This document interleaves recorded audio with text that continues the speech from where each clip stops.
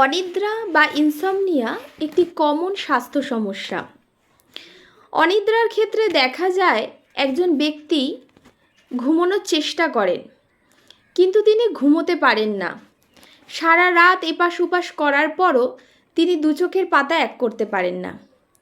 সেক্ষেত্রে আমরা দেখি সারা রাত জেগে থাকার পর যখন সেই মানুষটি তার কর্মস্থলে যান, তখন তিনি তার সমস্ত এনার্জি লেভেল দিয়ে কাজ করতে পারেন না। তার ঘুম ঘুম ভাব আসে, তার কর্মদক্ষতা ক্ষতিগ্রস্ত হয়, মনোসংযোগের অভাব ঘটে। ফলত যে রোগটি ইনসমনিয়ার কারণে ডেভেলপ করে সেটি হলো মানসিক স্বাস্থ্য সমস্যা।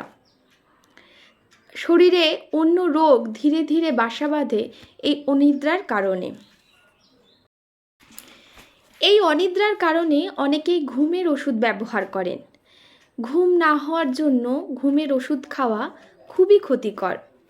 তাই আমরা যদি ঘুমের স্বাস্থ্যসম্মত রীতি ব্যবহার করি, একটু নিজেকে সুঅভ্যাসে অভ্যাসিত করি, তাহলে কিন্তু দেখব ওষুধ ছাড়াই আমরা এই অনিদ্রা অনেকটাই কাটিয়ে উঠতে পারবো। তাই আজকে আলোচনা করব ঘুমের সুঅভ্যাস নীতিগুলি। ঘুমের সুঅভ্যাস রীতিগুলির মধ্যে প্রথমেই বলবো, প্রতিদিন একই সময় ঘুমোতে যাবেন। যদি 10টায় ঘুমোতে যান, 10টায় ঘুমোতে যাবেন। ঠিক যে সময় ঘুমোতে যান আর ঘুম থেকে ওঠার টাইমটা সব সময় এক রাখবেন। প্রতিদিন একই টাইমে ঘুমোতে যাবেন এবং ঘুম থেকে উঠবেন। তাহলে দেখবেন ফিজিওলজিক্যালি সেই সময়টা আপনার ঘুমের টাইম তৈরি হবে। আজকে এক সময় ঘুমোতে যাচ্ছেন, কালকে আরেক সময় ঘুমোতে যাচ্ছেন, তাহলে দেখবেন ঘুমের ব্যাঘাত ঘটবে। এবং যেখানে ঘুমোতে যাবেন সেই বিছানাটা হওয়া চাই পরিষ্কার পরিচ্ছন্ন, এবং যে ঘরে ঘুমোতে যাবেন সেই ঘরটি যেন শান্ত থাকে। সেই ঘরে যদি টিভি চলে, গান বাজে, তাহলে কিন্তু ঘুম আনাটা অসম্ভব। তাই আমরা ঘুমের ক্ষেত্রে প্রতিদিন একই টাইমে ঘুমোতে যাব এবং ঘর অন্ধকার করে লাইট না জ্বালিয়ে ঘর শান্ত রেখে আমরা ঘুমানোর অভ্যাস করব। যারা চা, coffee, cold drinks, energy drinks প্রতিনিয়ত খান এবং তাদের যদি ঘুমের সমস্যা থাকে, তাদের ক্ষেত্রে বলবো যে তারা সন্ধ্যার পর থেকে যেন এই সমস্ত খাবার, কোল্ড ড্রিঙ্কস, এনার্জি ড্রিঙ্কস এবং চা, কফি এড়িয়ে চলেন। কারণ এ সমস্ত জিনিসের ভিতর ক্যাফেন জাতীয় জিনিস থাকে, যা ঘুম আসতে বাধা দেয় এবং গভীর ঘুম আনতে বাধা দেয়।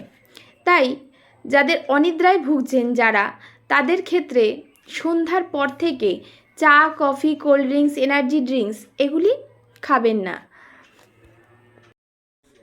ঘুমোতে যাবার আগে গরম দুধ, টক দই খেতে পারেন, কারণ ঘুমের সমস্যা মেটাতে গরম দুধ, টক দই সাহায্য করে। ঘুমাতে যাবার 2 ঘন্টা আগে রাতে ডিনার করা উচিত।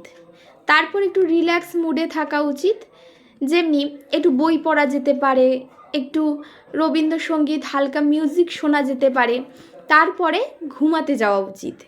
এবং রাতে ঘুমাতে যাওয়ার পরও, বিছানায় যাওয়ার পরও যদি দেখা যায় যে ঘুম আসছে না, 20 মিনিট 25 মিনিট পরও দেখা যাচ্ছে ঘুম আসছে না, তখন বিছানায় গড়াগড়ি না খেয়ে উঠে পড়া উচিত এবং একটু বই পড়া বা একটু গান শোনা উচিত।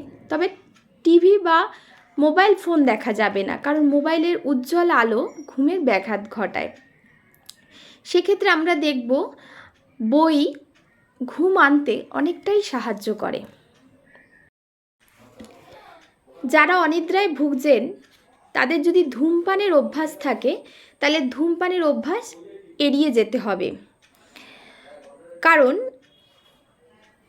এসব জিনিসের ভিতর নিকোটিন জাতীয় পদার্থ থাকে, উত্তেজক পদার্থ, যা ঘুমের ব্যাঘাত ঘটাতে এবং ঘুম না আনতে সাহায্য করে। তাই যদি অভ্যাস ত্যাগ করা না সম্ভব হয়, তাহলে ঘুমের 1 ঘন্টা আগে যেন ধূমপান না করা হয়। এছাড়া ব্যায়াম করা যেতে পারে, একটু ফ্রি হ্যান্ড এক্সারসাইজ করা যেতে পারে, বিকেলের দিকে একটু হাঁটাহাঁটি করা যেতে পারে। এর ফলে শরীর সতেজ থাকে এবং ভালো ঘুম আনতে সাহায্য করে। কিন্তু ঘুমানোর আগে বা খাবার আগে ব্যায়াম করা উচিত না। ব্যায়াম করার কিছু নিয়ম আছে, সেটা মেনেই ব্যায়াম করা উচিত। হাঁটাহাঁটি, সকালে মর্নিং ওয়াক বা ইভিনিং ওয়াক করা যেতে পারে, তাহলে অনিদ্রা কিছুটা এড়ানো যায়। অনেকেরই অভ্যাস আছে দুপুরে ভাত খাওয়ার পর ঘুমাতে যান। সেক্ষেত্রে বলবো, দিনের বেলা দুপুরের ঘুমের অভ্যাস যদি ত্যাগ করেন, রাতের ঘুমটা ভালো হয়। এছাড়া বিছানা শুধুমাত্র ঘুমের জন্য অভ্যাস করবেন। প্রাত্যহিক কোনো কাজ, খাওয়া, বসা, গল্প করা, টিভি দেখা, এই সমস্ত জিনিসগুলো করার জন্য বিভিন্ন জায়গা বেছে নেবেন। বিছানা শুধু ব্যবহার করবেন ঘুমের জন্য। তার কারণ, যখন আপনি বিছানাটা শুধু ঘুমের কারণেই ব্যবহার করবেন, তখন ফিজিওলজিক্যালিও আপনার শরীর সেটা বুঝে নেবে যে এখন বিছানায় যাওয়া মানেই ঘুমের জন্য। তাই সেখানে ভালো ঘুম আনতে সেটা অনেক সহজ হবে।